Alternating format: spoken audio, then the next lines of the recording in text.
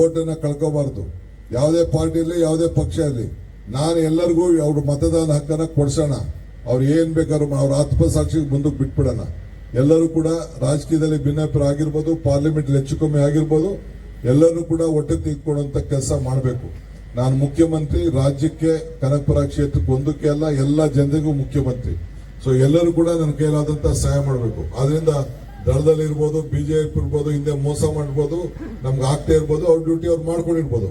ಆದ್ರೆ ಮುಂದಕ್ಕೆ ಎಲ್ಲರೂ ಕೂಡ ಸೇರಿಸ್ಕೊಳ್ಳುವಂತ ಕೆಲಸ ತಾವೆಲ್ಲ ಸೇರಿ ಮಾಡಬೇಕು.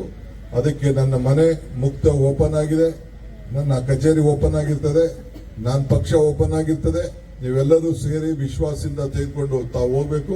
ಅದಕ್ಕೆ ನೀವೆಲ್ಲ ಕೇಳಿ ಸಜ್ಜಾಗಬೇಕು ಅಂತೇಳಿ ತಮ್ಮಲ್ಲಿ ನಾನು ಪ್ರಾರ್ಥನೆ ಮಾಡ್ಕೊಡ್ತಾ ಇದ್ದೀನಿ. ಇಷ್ಟು ಹೇಳಿ, ನಿಮ್ಮ ಸಮಸ್ಯೆ ಏನೇ ಇದ್ದು ಕೂಡ ನಮ್ಗಿರ್ಲಿ, ಆದ್ರೆ ತಾವು ಕೂಡ ತಾಳ್ಮೆಯಿಂದ ಎಲ್ಲ ನಿಮ್ಮ ಸ್ಥಳದಲ್ಲಿ ಎಲ್ಲರೂ ಒಗ್ಗಟ್ಟಾಗಿ ಯಾವುದೋ ಗಲಾಟೆ ಮತ್ತೊಂದು ಏನು ಹೋಗದೆ ಶಾಂತಿಯಿಂದ ಆಗ್ಬೇಕು.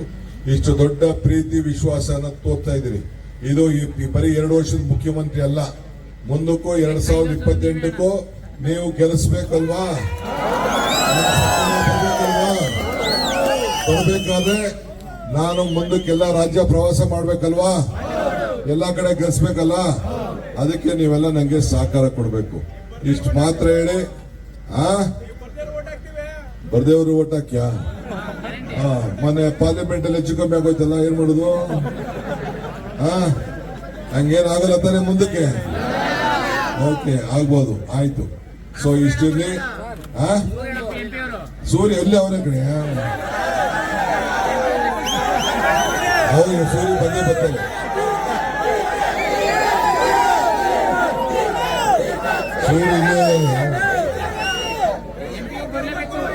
ಸೂರ್ಯ ಇಲ್ಲೇ ಅಂತಾರೆ, ಸೂರ್ಯನೇ ಎಲೆಕ್ಷನ್ ಮಾಡೋದು. ಎಲ್ಲ ಹೇಳಿದ್ದೀನಿ, ರವಿಗಳಿದ್ದೀನಿ. ಆಯ್ತು.